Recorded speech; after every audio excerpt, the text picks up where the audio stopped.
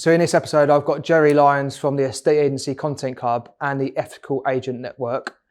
Jerry and I talk all things authenticity around content, as well as his new venture into the Ethical Agent Network and what that's about. Hope you enjoy it. So welcome to the show, Jerry. Thanks for having me. Not a long journey either for you, isn't it? Not a long journey. All the way from Brighton. It was a long journey. About 2.5 hours. Today's show, for anyone who, I think most people know who you are in the industry. Never assume. But, okay, for most people out there, I wanted to get you on the show because we've been together for a couple of years now, business relationship-wise, to point out that one. I'm even wearing your branded merch, if anyone's watching. Looking good as well. Looking good, I must say. Trim on it. Black's fitting for me. So I'll go back into, for anyone who's never come across you, because we do have some international listeners out there, of who is Jerry Lyons, for anyone who's been under a rock. And then I'd like to talk to you about your new venture you've got. Okay, yeah. Ethical Agency, which... Ethical Agent Network. Two ethics and agency doesn't sound... Yeah. Usually the same fit for most people out there, general public. So, I've had this comment before. Yeah. So for anyone who's out there who's been under a rock, like, what do you fundamentally do, without me telling everyone, what do you fundamentally do for agents out there? Okay, so we run something called the Estate Agent Content Club. We've been running it for 4 years, although I've been sort of involved in writing blogs for estate agents for probably 12 years now. And yeah. It started off, a friend of mine had an estate agency in Kensal Rise in northwest London, where I grew up.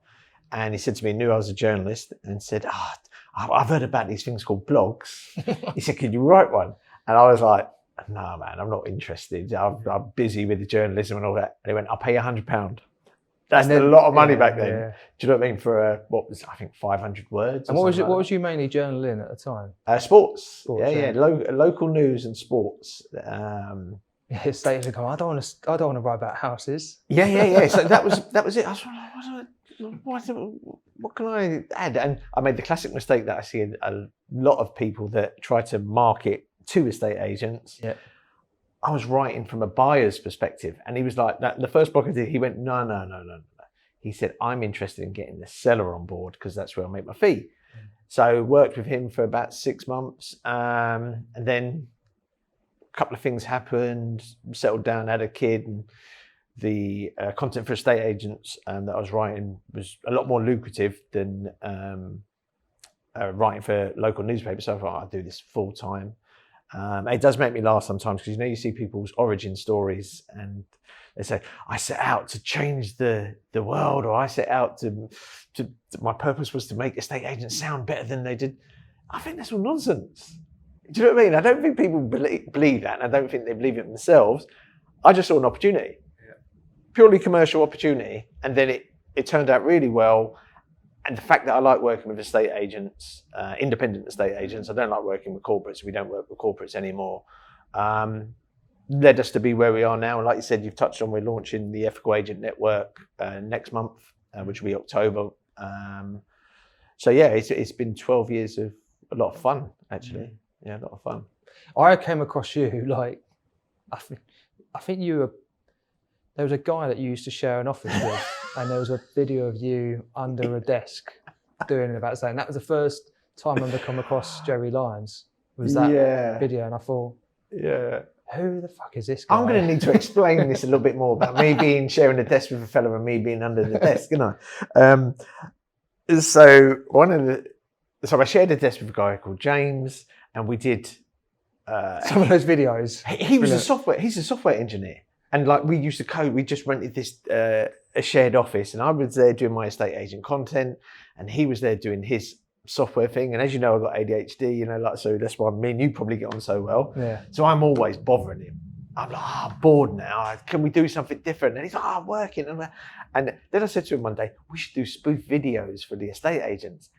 I didn't know this. Turns out his background was he's got a drama degree and all this sort of stuff. So he was perfect. Straight up. So we did ones like Isn't there one in the window? in the car. In the car. Yeah. We pretended that he accused me of dogging. I was in a car park. And it's a long story, and we can send people the links to it and all that. So anyway, off the back of those videos, that's when I think they go back about 4 or 5 years. Yeah. 5 years they go back. But what's weird about those videos is that's when I started to get a bit of traction in estate agency. Like when people go, oh, what's this guy going on about? This nutter. And the video that you alluded to there with me under the desk was just me hiding under a desk so I could jump out and scare him. And it does make me laugh sometimes because like we put so much effort into some videos and they've got, I don't know, 1,000 views. That me self-filming myself, hiding under a desk, preparing to jump out and scare him, which I did, it got like 50,000 views and LinkedIn and people commenting and people saying, oh, tell me a bit more about your business. Yeah. So, yeah, I don't know where I'm going with this, but yeah, just to explain your... You said you started like 12 years ago. Yeah. You did some random blogs for a guy who wanted it. Yeah. And you think about it, he's probably, you forgot, like he was probably the forward thinking of what most agents really think about 12 years ago. 100%. And then you had a bit of I just keep doing this stuff with a bit of journaling and a bit of that. Yeah. And then I want to take this a bit more seriously. Yeah. So like, what was that step when you actually became the estate agency, like content club? Like, Estate agent content club. Yeah. Like, did you just sit down and go, right, did you get more and more people speaking to you from the back of that? Or did you actually sit down and go, actually, no, I really want to build this business out and actually make it a proper... Right. So our first product was called Blog in a Box, and it was 30 estate agent blogs that we packaged up, and we said we only sell it to non-competing agents. So postcode defined. So 2 agents in the same area couldn't get the same content. And we did that for a couple of years, and that was good. It was a nice little money spinner. And then I thought I need recurring income. Yeah. So we thought, well, why am I doing Blog in a Box, selling it as a one-off? Yeah. Well, let's just keep doing a blog a week. And we started off and I said, I approached 20 clients that we did ad hoc stuff for. 6 of them said, oh yeah, I'll sign up for Estate Agent Content Club, monthly subscription service. So we started off with 6. And then it grew from there. And so we do a blog a week, then it turned into 2 blogs a week, then it turned into 3 blogs a week, then we were adding videos and stuff like that. So it just evolved over time. I think the highest we've ever gone up to is 120 members, monthly members. Now we always kick around about 105 now, 105, 106, because the market's a bit tougher. Yeah. And yeah, it's just grown from there. And obviously, and Life Cycle is very good at doing this as well, I've noticed, is you create a community around the core product. So for you guys, it's a CRM, but you've created a community around it. So for us, the core product is content, but now we've got a community around it. We've got a WhatsApp group where I think at last check, there was something like 1,400 years of estate agency experience. Wow. Yeah. 100. And they're they're really vital, because I see it in Yeah. our WhatsApp group that we have that where someone puts something in there. Yeah. I put something in there, which is one of your clients, Jack from Think. Yeah. That blog I Great showed guy. you the other day. So Yeah. like, this is a market update from Jack. Yeah. And someone said, oh, it's really good. And they went off and did it. Yeah, and then yeah. I then saw theirs and put it back in. And Jack was like, oh, I didn't add that bit onto it. Yeah. And that's the bit where being a part of those groups, and some people just, I turn off that WhatsApp group. Like you forget the goal that could be on a 7 o'clock on a Wednesday evening that someone drops anything and never thought about doing that. It's so interesting you say that, right? Because he's not a client anymore, but he dropped out of our WhatsApp group, but he's been a estate agent for decades, right? I thought he's dropped out. And I was just like, I wonder why he's dropped out. I didn't ask him, and then he stopped using our services. But then the conversation we had with him previously made me think, he kind of thinks he knows it all now. But he's missing out on the best agents are the most curious. 100%. Do you know what I mean? They're always like, and I'm talking top ones, like Michelle Gallagher's of the world, locations of the Always world. learning. Yeah, Beercocks, people like that. They're so open-minded to learning. That would be one of the. I'm often asked this question: what do I see as common links between the best? And I think that always learning. They're just really curious. Like Michelle Gallagher, she's just so like, oh, well, why would that work? Yeah. How could not that won't work? How could that work? Yeah. She rephrases the question. Yeah. Can you show me? It's really that sense of curiosity, playful curiosity. 100%. Yeah. So On that, actually, just touch upon on that. Like from the agents who use you, what would you say are some of the good things that they do with their content? Because the biggest thing I see in it, it's not just in content in general, but so many agents buy something and they don't do much with it, or they go to a course, a bag of notes, and it's like, have you implemented anything? No. So like 3 things you probably say across any of your stuff. So that's your guides or your blogs now. Like, what would you say, like 3 things that you'd say, if you're any agent who's invested in content, you should be doing this regularly? Be consistent, number 1, right? So me and Chris Watkin often have this agreed conversation where we say an outstanding piece of content posted once a month can't be an agency that's posting 3 times a week of consistently good content. We're not talking amazing. We're not talking, wow, this is amazing, because not every piece of content is. But if you're consistently good, that's going to help your agency. So that would be point number 1, I'd say. And like consistency on that, what would you say, like in actual processes, what would you say the consistency is of members? Like, is it a consistency that they've put it onto socials or their website? Have you seen anything across all platforms as well? Without, take Twitter or whatever X, whatever it's called this week, nutter. Not a big fan of Twitter for estate agents, but get it out on Facebook, get it out on LinkedIn, especially for lettings. If anyone's got lettings content, LinkedIn is proven to be the best audience for that. Through CRMs like Lifecycle and on your websites and that sort of stuff. So a good piece of content should be shared in multiple places. I've seen estate agents make a real mistake of going, I've just whacked it on my blog. And they forget about it. They don't even put it on their socials. And the blog's usually like on the button you push at the top to then find it to news. And then it's like, it's not even on the main page of... it's like finding the lost art. Do you know what I mean? Just make it simple. And one thing I always say to people is, because I'm often asked like about blogs, there's only one thing, in my opinion, that's worse than having no blog. Is one that's like 2-3 years. It's the worst, especially if it's under the news section. So news section, you're seeing, oh, we've just come out of lockdown. Like, 3 years ago, mate. Do you know what I mean? So consistency across many platforms as well. And another one? In terms of, I think have a mix of your content. So that's why we do written, video, and we're playing around even with audio. Not just the stuff you get from us, but I think people have to incorporate video into their content. Very important. Have written.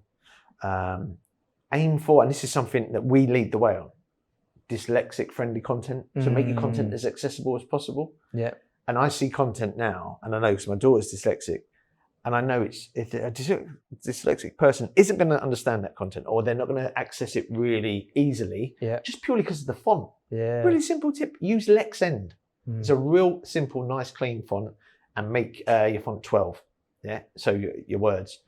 There's 6 million people in the country, in the UK, right, that have dyslexia. That's a lot of homeowners. That's a lot of landlords. So if you're not thinking of your content in such a way that it's going to help those guys, and it's simple to do, really simple. We got a guide to doing it. We're happy to share it with any Lifecycle or any listeners. Just make your content accessible. So there's little tweaks you can do to like massively open up your market. It's quite interesting because like one of the things when I do like the innovation and growth program with a lot of clients, is we look at the identity, but also the consistency of content in general and how that strategy is worked on. And a lot of them, it's like I published a blog, that's me done. But forgetting actually what does that look like for the person? Like, is there call to action? Is there other stuff you can link to it? Or like you said, down to the font, is that right? Do you want to add a video at the top? So there's much more than just the words. I've done that part to it. So it's really good actually. A great knowledge on that little tip there. Another little tip as well, right, is the world of social media or the digital landscape, right, is like a river. It's never the same. It's never the same.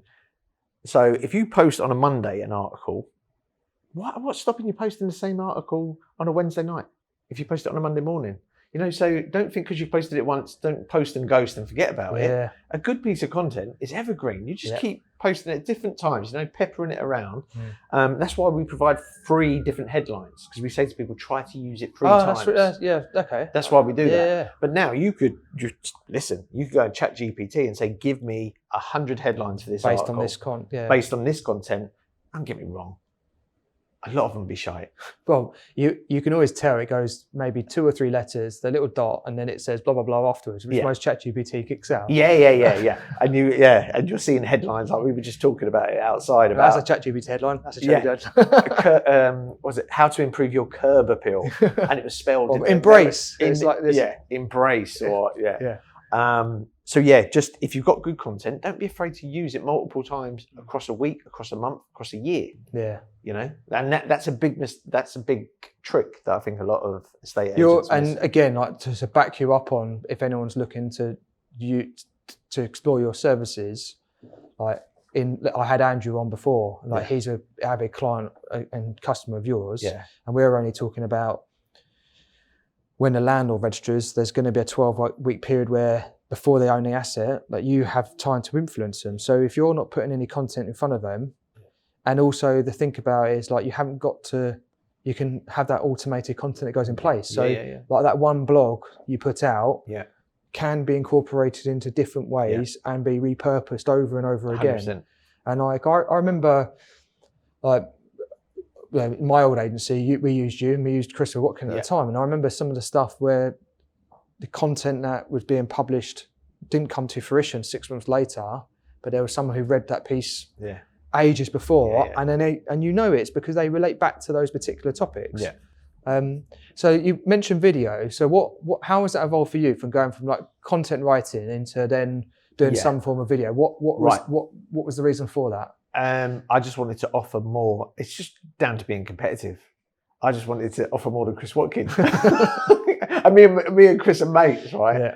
But there was a couple of other rivals that we had. Me and Chris kind of got probably the best market share for the independent content creators. Yeah, it's me and him. I was thinking, how can we get a little bit of an edge on him? How can we give our clients more? So I was speaking with the team, and I said we should turn our blogs into videos. How are we going to do that without spending thousands? And keeping it nice and simple and affordable. So we just go to our Canva guy. Here's a blog. We've edited it down to 200 words. Can you make a video out of it? And they'll just go, yeah, I'll chop it up with Canva. Nice. Do you know what I mean? So that's part of their package. And estate agents can even do it more simply wherever they get their blogs from, not just us or Chris or whoever. If you've got a blog, why not condense it and do a piece to camera? That's why, Do you know what I mean? You don't have to remember it verbatim, but you can sort of like use, here are the key points. So I don't know. I'm trying to think of something now like how to sell in the autumn. 5 ways to make your property highly saleable in the autumn months. And you go boom, boom, boom, boom, boom to video. You've already got the written, so you posted it out on your socials, but you've turned it into. But like the intro you sometimes get to the actual blog piece. Yeah. A lot of clients I work with, I say use that intro as the video piece. And say and just introduce yourself and talk about the blog. In this blog, I'm just going to run through these bits. Exactly. These are the 5 things I talk about. And it's it frames the conversation about if you've got a couple of minutes, then this is the value of why you should spend that time. If it's not for you, then move on. It's like in newspaper terms, it's called a stand first. So it's the first bit that they'll read, and it is like you said, this is a summary. It could be in this 2-minute watch, we're going to be looking at 7 ways that you can sell your home in winter. So if the person's interested, they go, I'll give this 2 minutes. Even though we're finding 2 minutes, 3 minutes. 3 years ago, 3 minutes. A couple of years ago, 2 minutes. Attention spans are shrinking. We're just becoming goldfishes. Do you know what I mean? So now we're down to 90-second. In this 90-second read, watch this for a minute and you'll find out about boom, boom, boom. Because if the person's really interested, they'll take the time to find out a bit more, which your call to action says to them, if you want to find out more about this subject, here's our main blog or here's our main video. So you're directing them to your website, ideally, because that's where you want to go, because you want to capture their digital fingerprint. And if they're on Live Cycle, great, because then that's when the magic really happens. So that's how we got into the video side of it, and we've been doing that for I don't know 2.5 years. Because I've got a couple of clients who've done that process, and that does work, right? Because we can see the journey of people. And it's easy for someone to go, oh yeah, well, it's easier for Jerry to say that, but like, what's the proof? Like, we're pretty much the proof behind all of it, because we've got that synergy of a lot of clients. And I've got one, she called it the hug, I call it the hug factor. Yeah. And she set up some journeys, and they were just literally 30-second intro videos around the blog. Yeah. And she said, I said, there's going to be a process where we're going to do this. And then there's going to be a period where you're going to find it a bit weird because people are a bit more friendly with you because they see you more without you never meeting them. Yeah. And then she got to the point where someone was saying, oh, you changed your hair colour when she was going to valuations because they've been watching the videos. And then she said, like, the biggest one was she walked into a valuation, the person hugged her. Yeah. She said, oh, sorry, I don't know. She's like, I'm really sorry, but like, I've watched your video and I've done what you said in that blog, and this is what we've done, and done this, and that's the reason why we got you around to sell. And it's like, never ever met. Yeah. But because of that content. It's really interesting, right? You say that, because I was thinking about this on the way down here. You know, they say there's that sort of familiarity breeds contempt. Yeah. It doesn't. If it's done right, it breeds trust. Yeah. It breeds trust. I know you really well, so I trust you with anything. Yeah. Rob, here, have a look at our guy. Let me know what you think. Yeah. Yeah. If I didn't trust you, that familiarity would have bred contempt. I was like, I ain't sharing that with him. You're mad. But because we've got the trust factor, the familiarity is breeding trust. And because the really good estate agents are using video and content and constantly getting out there, in the audience's mind, they're like, I feel like I know this guy or girl. You know, oh, I like what they said about that. Oh, I trust their opinion on that. So do you know what I mean? They're building this familiar feeling of like that fuzziness. That'd been really weird though. Imagine if you were in the supermarket, you were an estate agent, and that person come up and hugged you. Random person. That'd be weird though. That would be weird. But I do know an estate agent who that's happened to. Not the hug, but they were in a supermarket and they said somebody was looking at them, and they thought, this is what the estate agent said to me. He went, I thought they thought I was a shoplifter, because they kept looking. This person kept looking at him. They went, oh, I follow your videos online. I like your videos about the local area. Oh, that's good, yeah. Do you know what I mean? And that's good content. The know, like, trust effect. Do you know what I mean? It's the power of good content. I base a lot of it on what they call the familiarity principle. Right, okay. It's a psychology term, which is enough, and your content does it well. If you're not salesy and sleazy and cheesy and stuff like that people automatically turn off going, I'm just reading this article because you're just trying to sell me something, and it's useful. Yeah. And that's where the community-based content works so much better. Yeah, it's brilliant. That all those influential parts to it, they get to the point, especially when you now put videos in. The fundamental part is, I'm supplying you this information, but I'm supplying you to show you who the human is within that. Yes. It blends it so that person then knows the humans behind the agency, and also the information they want to impart. They find it useful, and if you do it enough, they more like you said, are more likely to watch that video. If I watch them a couple of times, I think I actually found some really good useful stuff on that. Yeah. When you come out again, I'm going to want to see that rather than it being just I'm on your street, I'm doing a valuation. It's like, what information is that? No one goes on Facebook or on social media to be sold at. Yeah.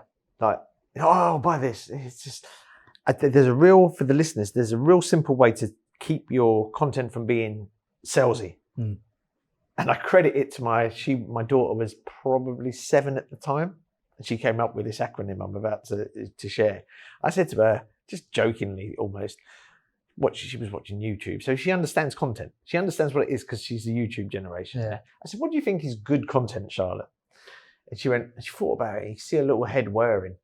And she went, it's got to be helpful. It's got to be interesting, Dad. And then she said something I thought was really interesting. She went, I've got to kind of trust the person telling me or sharing the unboxing. She was talking about unboxing toys. And I added an S, sincere. So we called it the HITS method, right? Or the HITS approach to your content. Just make your content helpful. Just make your content interesting. Make sure you come across as trustworthy and sincere. So you could drop the T from trustworthy to say topical. You could drop the S to sustainable. Just make sure you can do content at such a rate. If you can commit to once a week, that's better than going, I'm going to go out there and I'm going to do 3 times a week. And you only do that for a month and then you stop. Yeah. Commit to once a week or once a fortnight is better than being like a flash in the pan. And on that one, do you find, how much do you think humour plays into content? Yeah, I think humour and humanity. Yeah. You know, don't be afraid to show an agency's vulnerable side. Mm. One of the best posts I've seen ever, I think, from an estate agent was something he wrote, and it was about his fear of not being good enough. Mm. And he shared it with his audience. I thought it was brilliant Mm. because I'd never seen him like that. I always thought he was a bit of an alpha male and he did triathlons and all that shit. But he shared this post, and I thought, wow, now I feel like I can relate to him. Power of vulnerability. Yeah. And he wasn't doing it to be contrived or try and be clever or anything. I spoke to him about the blog afterwards. I said, to be fair, mate, that was a great blog. Do you know what I mean? And he said, yeah, it was just on my mind. I wanted to share it. It was risky. Heart and mind Yeah. produces the most authentic part. So Yeah. you're right, isn't it? And Yeah. if you write from that part rather than the desired outcome, then do it. Isn't it? Yeah. Because Andrew's from the previous episode, I was talking to Andrew and he said, obviously he uses you with, he didn't have enough resources to be doing that regularly, but so he could then invest in more time to do the statistical stuff because of how his brain works. Yeah. And then he blends the two together, which then makes sense of, with that instance, you know, someone could be doing all the community side to it, but if someone turned around to you and said, Jerry, I want you to write a heartfelt piece on why I'm not good enough, you'd be thinking, how do I start with this? Because you need to take all your words out and put it into. There's journalistic techniques you could do that. Yeah. Like ghostwriting. You'd interview him and do it, but you need to be like a trained journalist like me, or a good writer. But you need the person also to actually give you the information. Oh yeah, 100%. To be that open. Yeah, because the common thing I always speak to people is, my content writer is doing a bit of crap job. And I was like, okay, when was the last time you sat down with them and talked about stuff? And they go, I haven't really. I just expect them to know my brand and my tone of voice and who I am and what I want to talk about. So the tone of voice thing is so important. Do you know what I mean? About it, not just content, but your marketing, everything. All right. What we would do is we always say to people, like with our clients, we'll give them a month's trial. And I always say to them, read the first few blogs. And what you do is share them with your office and say, does this sound like something we would talk about in the office and the way we would talk about it? Yeah. Because if it didn't, I always upfront with them, because if it doesn't sound like your agency, we're not for you. So we've got we like to think we're informal, friendly experts. That's the tone we're aiming for. But now you've got some agents that want to sound a little bit more. So if they're dealing with higher value homes, some of them, and I think it's wrong approach, but they want to sound a little bit more snooty. Yeah. You said it, pretentious. Yeah. Do you know what I mean? Yeah. That's not for us. We've had equestrian agencies come to us, and straight away I go, we're not for you. We're not. I can tell you that for now. I think it was similar with us as well. Yeah. Like particular sets of clients out there who don't do content or don't believe in that part. So we're like, we're not for you. If you just want a traditional system that just does transaction stuff, then that's not right for. There's no point having that partnership, is there? Exactly, and not wasting their time, not wasting your time. But like what you said about the humour there, just one tip, because it's jumped into my head, is if you're doing videos to camera, I'm pretty much guaranteeing that your bloopers, your outtakes, if you put them together and share them, will be your most popular video. And I watch it, a lot of the agent stuff, because that brings again the humanity, the rawness of like, this is who we are. We're not perfect. So even like I've mentioned Jack already, but his video content is great. Like he literally was like, one of them, he was singing down the street before he went and did a property tour, and I'm thinking that's authentically you. Like he's like, and no one can copy that. That's the beauty which I love about it. Someone can copy you doing a video tour with you not being on camera. Or someone can copy you. We're out this area doing stuff, blah blah. But no one can copy you singing or you doing this, or you like. It would be awkwardly weird if they're trying to replicate it, and people would be thinking, "I've just seen that. I've seen that somewhere else." I would add a little caveat to that though as well: is don't be gimmicky. Because I don't know if you remember the singing estate agent. It's not the estate agent anymore. I showed that to my team when it came in, and they were like, "That's just a gimmick. That's not going to help sell homes. That's going to help you. Oh, she's gone viral. It's gone in the Mail on Sunday or whatever it was." Really? Is that what homeowners are looking for? I always go to my partner Kel, and you probably do it, Wendy. Like, what does this? What does this terminology look like? I know exactly what do you mean. understand what this means? Or like, what's this video? What do you reckon that? And she's like, and she's going to sell she's got a property to sell in the next few years. So she's a prime thing. She'll go, I'll never ever speak to that agent Yeah. again. Exactly. I'll never even think about it. I'm so glad you said. We actually call it the Wendy test. Yeah. So if I I say get mine, the Kelly test. the Kelly test, yeah. I don't know about you. I'll get, I don't know, a flyer through the door, or somebody will send me a bit of marketing. One of our clients, they said, "What do you reckon of this?" And I'll run it by Wendy. Like one thing, what does outstanding services mean? Yeah. What does like vendor?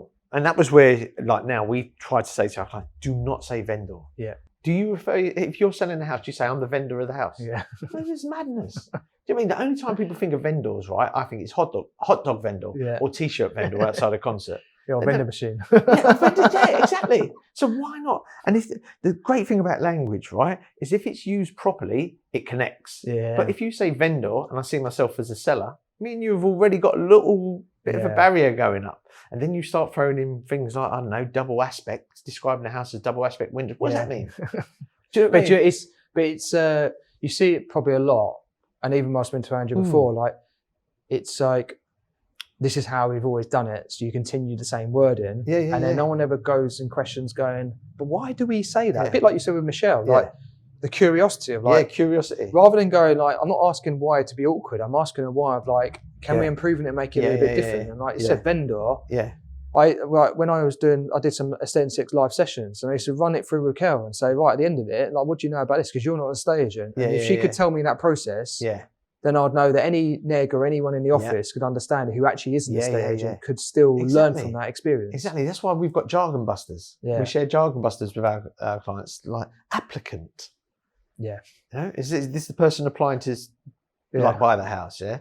What was the other one that used to drive us mad? But even mailing list, like I always find that's a bit of a weird one. Like an agent, there was some terminology it used to have in the office. Someone said, "Would you like to go on our mailing list?" It's like, what does that mean? Yeah. Like, do you want us to keep you informed of properties that suit your requirements? Yeah. That when they do come to market, you want to be told about? Yeah. Yes. Or do you want to come on our mailing list? Seems. And you know what? Normally I say try and use as few words as possible to get the point across. Yeah. Right. So I like that sort of conciseness. But what you've said there is that's a good example of you need to explain it a bit better. Yeah. So use more words. Don't just say mailing list, but say like that explanation you said about, would you like to go on our list that will give you this benefit? Mailing list doesn't mean anything. No. Do you know what I mean? But the way you've described that there is you're going on a list that will benefit you in your search for a new home. Or to find a motivated buyer. So the Kelly test, the Wendy test. If you've got a partner at home and you're an estate agent, run it by them. Especially if they're not, as long as they're not an estate agent. Yeah, and also listen to what they say. Yeah, listen. Even to if they think they say something, it gets your back up. Yeah. But then you've got to look at it going, that's actually quite a good point. And if they say, I don't know what that means, or Wendy will go things like, typical estate agent. Yeah. Do you know what I mean? She saw one of a picture of the guy and he did look like a typical estate agent. And avoid trying to be a typical estate agent because that means you're not different. So that comes on to a good topic. Yeah. So the ethical agent network. Yeah. So, right. Well, so, I know, obviously we've had chats and you've randomly messaged me before you kind of invited me to speak at your event. The start of this process was like, I've got this board and I've written all this stuff on and like this is the vision of like what I'm going to do with it. Yeah. So did like, I send you that picture before? Yeah, you sending me that picture. Have you seen the film A Beautiful Mind? Yeah, it was just scary. It was just scary. Like basically, it's a bit like I say to someone says to me, "How do you articulate your ADHD brain? My garden's a mess, and I need to get around to doing it. I didn't do it this summer." Yeah. And if someone said to you like, how does Jerry's brain look like? Yeah. I could send them that picture and go, that was the that was on the big whiteboard when I got like massive it's and I remember you messaged me saying like, I know the event's coming up soon, but like just coming to my head, this is coming to my head and I'm going to do it and I don't know where we're going to start but we're just going to go for it. So like from that moment and then obviously you launched it it's launching next month you spoke about it to your current members and what you believed and why you believed it at your talk back in I think February, wasn't it? February, yeah. So the Ethical Agent Network then, so the idea is, like you said, random idea came into my head, but it was born out of, somebody asked me the question, what do you think the best estate agents you've ever worked with all have in common? it was one of the trade press asked me for an interview. I really gave it some thought, which is unusual because normally I just make up an answer, just get rid of them. Yeah. I thought, you know what, it's community. It's doing the right thing. They all strive to do the right thing. The best ones. They're not worried about market share. They're worried about client care and community care. They're good people. They've got ethics, really strong ethics. So I was thinking, well, how can we do something to help them and make a good business? Yeah. You know, it's like I said, you get some people say, oh, I started this business because it's a mission. No, you didn't. You started that business because you wanted to make a few quid as well. Yeah. You could be fine about that. You could be ethical and entrepreneurial. The two work really well. So I thought, yeah, there's a good business idea here. So the Ethical Agent Network is basically, we're getting together a group of the most ethical agents, and we have a criteria, and certain parts of the criteria include, have I shared the criteria with you? I will. You sent me, like the thing you showed me just before. Yeah. So it's like, how many 5-star Google reviews have they got as a percentage? Yeah. Can they give us evidence of at least 2 to 3 community involvements within the past 12 months? Nice. We've got an advisory team of top agents. I mean, they're like, I think 3 of them have won Estate Agency of the Year award winners in the past 6 years. So they're really elite, but they're also very ethical. Yeah. Do you know what I mean? So anyone that's applying to join the network, they get interviewed by a group of us. It's not like an interrogation, it's a chat. Yeah, but it's nice to, I can see why you have to have that, because you can have, like, we're a network and there's loads of networks out there, but there's no heart into some of those networks. No disrespect to them, but there is no. Our strapline is it's not for everyone. Yeah. Because it's not. Like, some agents will look at that and go, just another network, which is cool. Yeah. That's good. But other agents go, I like the sound of it. I want to find out a bit more. Some, and we've had people already apply, but because of their Google reviews and across some of their other testimonials, they're not there yet. Yeah. So we've had to go back and say, look, you haven't got at the moment, we can't accept you or take you through to the interview phase, because that's the first step, the Google reviews. That's why it's so important. That's quite nice though. Not like from like you said, you have to live by your sword on regards to, like, what you stand for is in what you're trying to build. Yeah. And there's no point having this ethical agent network. Yeah. And then in the back end, you're going, I know, like, I want your 300 quid a month for that. I know, you're free, and I know, but I don't know how to start. Yeah, you can't do that because it waters down the whole thing. Yeah, 100%. And me and Mark were talking outside about values. Yeah. And if you've got something where somebody goes, you've just gone against your value there. Yeah. I'll give you an example. My daughter's school, they said to her about aiming high is one of our values. So she's quite a good footballer. She's gone to a coach for the boys team. She's at a new school. She's gone to the boys team coach. Sir, can I trial out for the boys team? And he's gone, oh, you can, but they're really good. You know, he's never seen her play. Yeah. Do you know what I mean? Never seen her play. They're really good. And she's thinking in the back of my mind, I play with these lot. Do you know what I mean? I know that some of them are good, but I know I'll back myself against some of them. My point there is, he's almost tried to put her off. And that counter against the school's values of aim high. Yeah. So she's took it upon herself to go, sod this, I'm going to aim for the boys' team, not just the girls' team. I want to play in the boys' team. So she's aimed high. She got in, went for the trial and got in. But with the Ethical Agent Network, we've got to be so careful about living by our values, because it's easy for people to go, well, that's not ethical, because anyone can pay to play. So it's not a pay to play network. You know, you can't just go, I'll give you the 300 quid a month, I'm joining. Yeah. Well, no, you're not. You've got to pass the criteria, and we want in the simplest way that I can explain the network is, we want to help ethical estate agents succeed, and we want to do that by giving them the best content. We want to give them access to experts like yourself. That's why we asked you to come and do the mental health talk. We want that sort of stuff. We want to help them with their community stuff, because so many agents that are really good, they do stuff for their community, but they don't know how to promote it, or they feel bad about promoting it. Listen, if you do something good for your community does not mind you promoting it. Yeah. Trust me on that. Because through the Karma Club, we've given away, and people say, well, what makes you guys so ethical? And what do you do for your community? We've given away 38 grand in 4 years. Yeah, it's phenomenal. Do you know what I mean? And you've seen that yourself. Yeah. We've done things like the dyslexia guide. Nobody was even thinking about that sort of stuff. Yeah. You know, we've done the match funding of our members, which means the 38,000 becomes 70,000. Yeah, it's phenomenal. Do you know what I mean? And it's not just that, it's little things like we look at how members pay people, right? Our freelance team, they'll all get paid on Fridays. The last Friday of the month when we're recording this now, but I don't know when it goes out. But we'll pay on the last Friday of the month, guaranteed. So they put their invoice in on Friday, 10 a.m. They get paid by 1 p.m., 2 p.m. the latest. And we're expecting that from our members. You know, like stick to the terms and conditions of your suppliers because it's not fair. Do you know what I mean? And it works both ways. That I look at the best agents and they're always the ones that no problem to deal with when it comes to payment. Do you know what I mean? And if you hear somebody in any form of business say, I've got to wait for this guy to pay me before I can pay you. That's not a business. You haven't got a business, mate. You've got like almost like a credit loan scheme. Do you know what I mean? That's not a business. A business can go, yeah, we'll pay that. Yeah, that's no problem. You can pay that because we run ourselves properly. And we're looking for estate agents, ethical estate agents that operate along those lines. And we're going to try and make a positive difference. We're not going to change the world because I read a post and you'll see it when you post like positive stuff. There's always someone who will go, oh, that'll never work. My old man used to have a great phrase about this, right? He was an Irish builder, yeah? He said, never take advice from someone and all they do all day long is lean on the shovel and watch you dig the hole. Because he was a builder. And I think that's great advice because you'll get that from people who go, that'll never work. Well, how do you know? Well, do you know what I mean? lot, like the talks I do around mental health and mindset, obviously outside of what I do, I always use the Brené Brown. She did a TEDx talking around the power of vulnerability.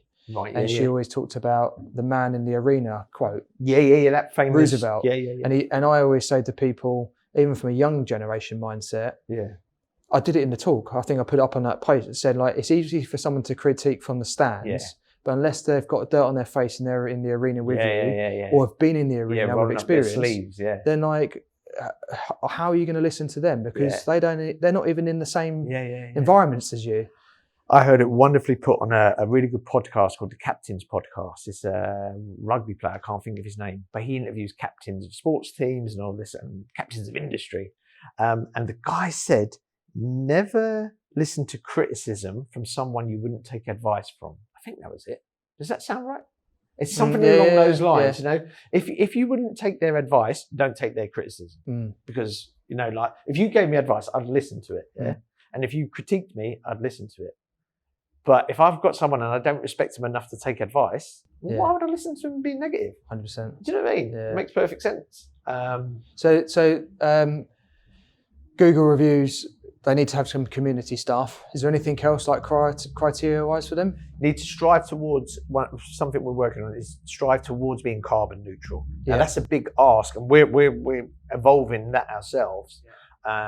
We also asked them, they've got to pass the interview stage. They've got to sign up to values that we have. We've got 7 members' promises, and one of those is don't criticise your rivals in public. You know, if you're in an office, a team meeting, sure we go, so and so estate agent, they're driving me mad, they're blah blah blah, but don't criticise them in public, whether that's digitally or an evaluation, because ultimately it's not helping the perception of the industry. 100%, yeah. Do you know what I mean? And that's a double-edged sword. Because by saying, we won't criticise our rivals in public, we're not going to talk them down. The minute your rival does that and your prospective client thinks, well, hold on, this other crowd have said to me, they won't criticise in public. This other crowd, they're slagging people off. It seems unprofessional. I always say, like, for me, if you've got enough energy that you need to criticise someone, you have to inwardly look about what infuriates them to be that way, and then ultimately how do you create a marketing message that's not around slagging them off, but how to make I always say, like, it's your own fault then. Like if you're annoyed by that, you're obviously not doing something well enough that drowns it out. And I've said to I spoke to a client last week, and he went on this half an hour rant about how people overvalue, how much about to say overvaluation and how passionate. I said, so basically, like, there's a couple of things. I said, like, so basically, if you were at the same price, you'd sell it. Like, so you're basically saying, I just need it at this price and anyone can sell it. But also, when he went on his rant for like 15 minutes around like what he believes in, I said, let's go to your website.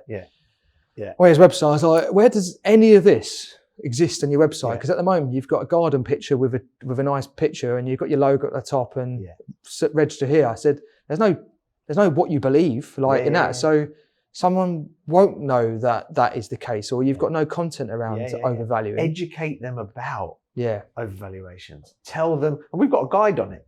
I've seen it. Yeah, it spells out. Right, these are some of the reasons why estate agents will overvalue, and these are some of the people not to listen to when it comes to, like, we use the example, Dave down the pub. So Dave down the pub has said to you, oh, your house, that's worth 450 grand all day long. Dave's only link to property is he lives in a house. He's never worked in property. He's not even a builder. He drives a van or something like that. So it's about, and I really like get that point, what you're saying is, don't get annoyed with why they're doing it, but try and educate your audience to go, right, this is why we don't do that, because it's in your best interest that you get an accurate valuation. You don't want to be just in the on the market with a price. You want to be in the market. So if you, and it's quite interesting because, like, when I was in agency, I was always taught the last thing should be is you should be the last valuation, because then you could tie them up. Yeah. But then I started to disagree with that, and I always said, no, I want to be the first person. I want to be the first person in it to educate them, and educate them in ways that when other agents walk through the door, they go, oh, remember Rob said they were going to do this. I say some agents will tell you like they need someone else to come around because your house is really special. No, such a great point. And then they will do that to you. And the reason why they do that is because they want to get another thing and then try and sign it away. And you're then felt like you've got this amazing magical house. But now I question, like, why that one value is supposed to be really expensive value? It can't value that in one property. And it'd be a matter of times where I'd get a call after, go, Rob, I'm going to use you. But guess what? That agent said that, did do that. It's almost like, you know, like at the first call, you say, have you spoken to any other agents? No. Okay, well, what I advise you is get 3 of us in. Call me in first, and then see what the others say. Because like you said, I love that.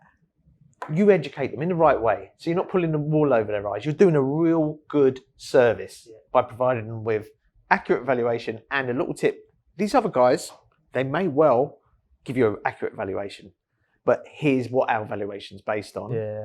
And just educate them. Do you know what I mean? And if the other 2 agents come in with an accurate valuation, they're doing all the right things, may the best person win.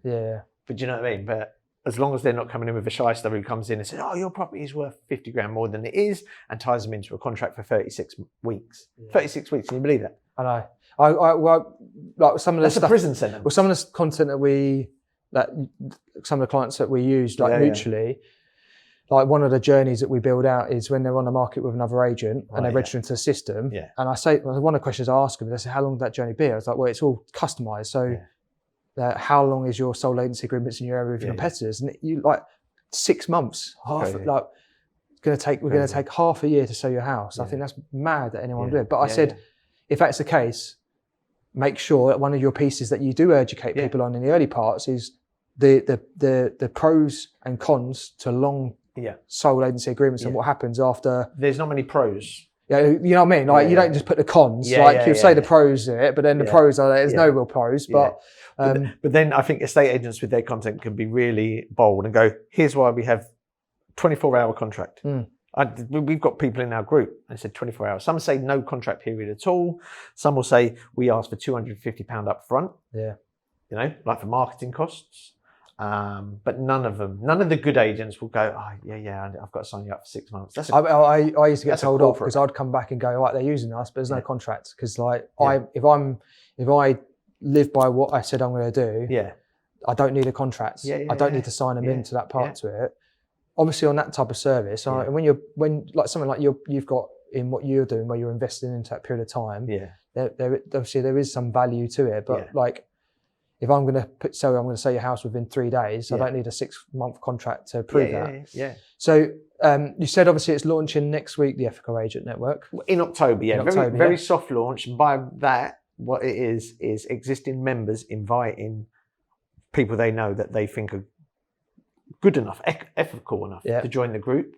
And then I'd say probably from 2024 January, that's when we'll go open and start promoting it. But because it's limited to non-competing agents, listen, we're not looking to become an 800 agent network.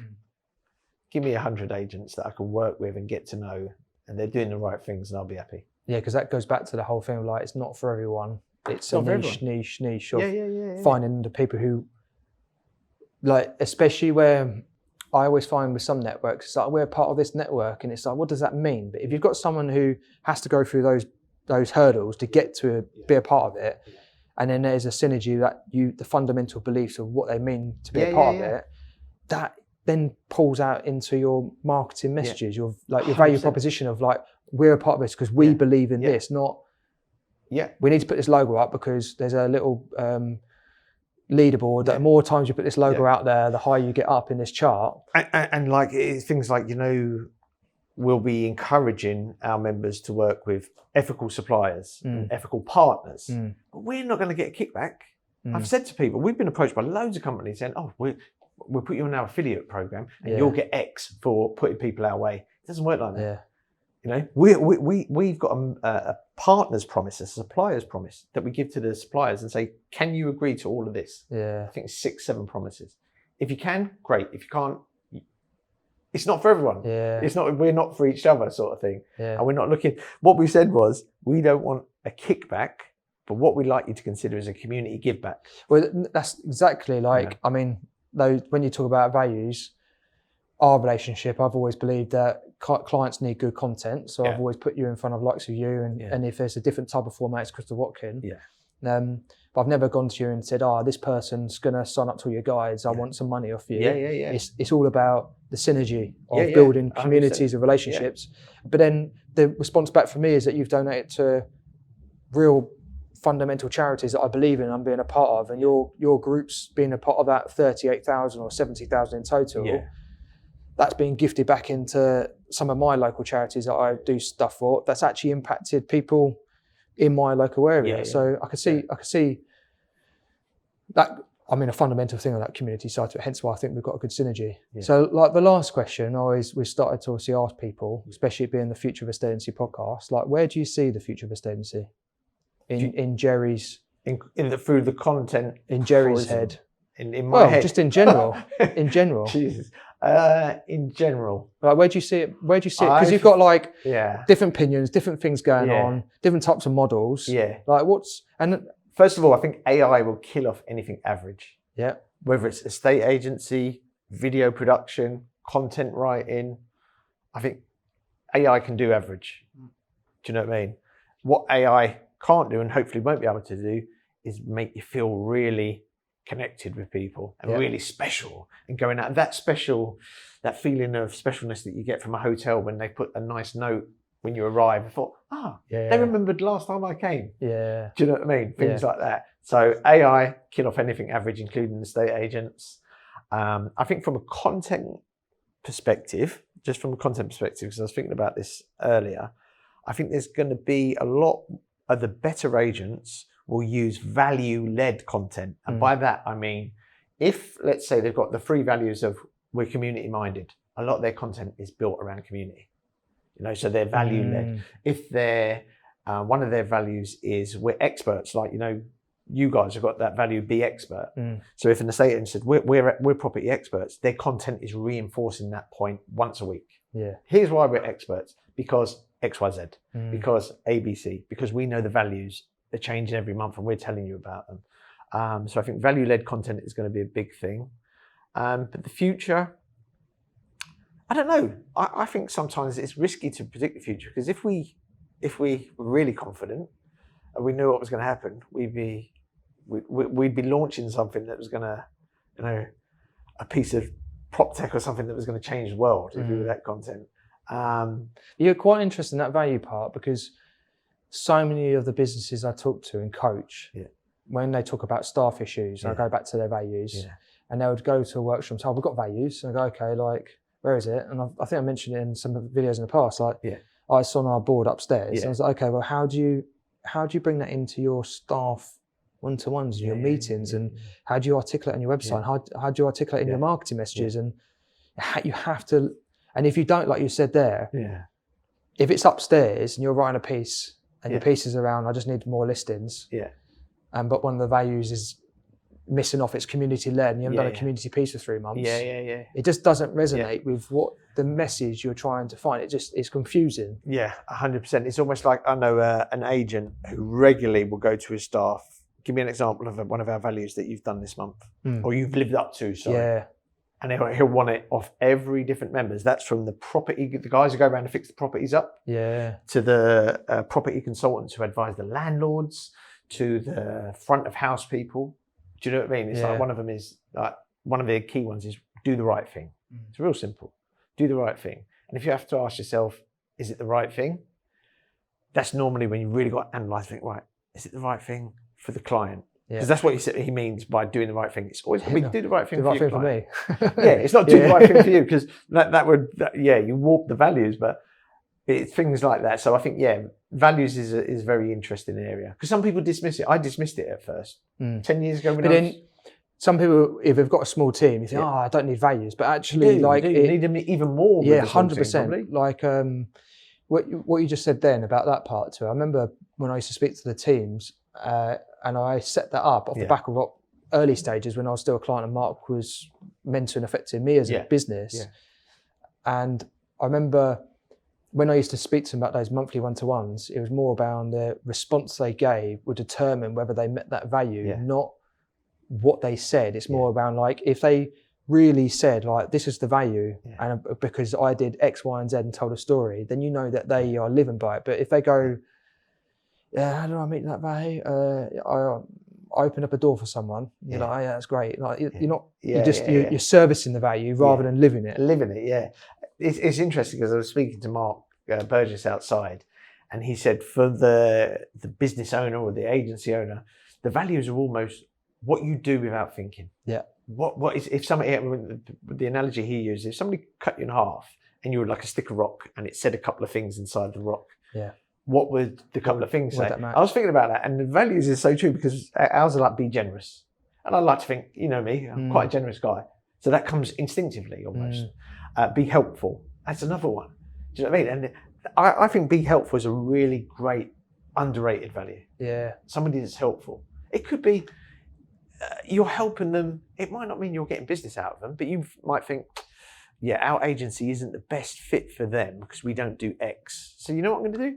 I'm going to put them in touch with the other agency that I know is going to be a better fit, because that's being of service, that's being helpful.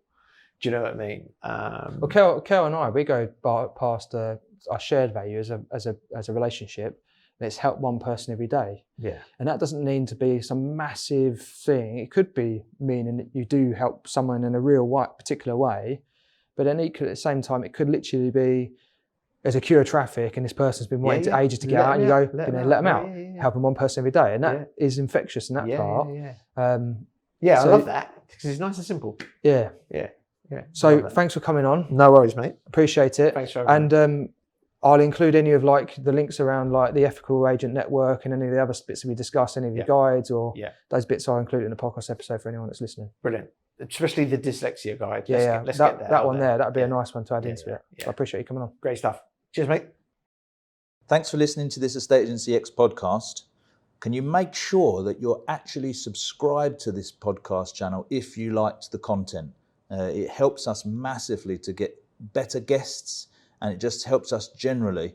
So you might think you're subscribed, but just have a double check, whatever your podcast platform of preference is, that you're actually subscribed, and then that way we can continue to grow the channel and get better and better guests for you.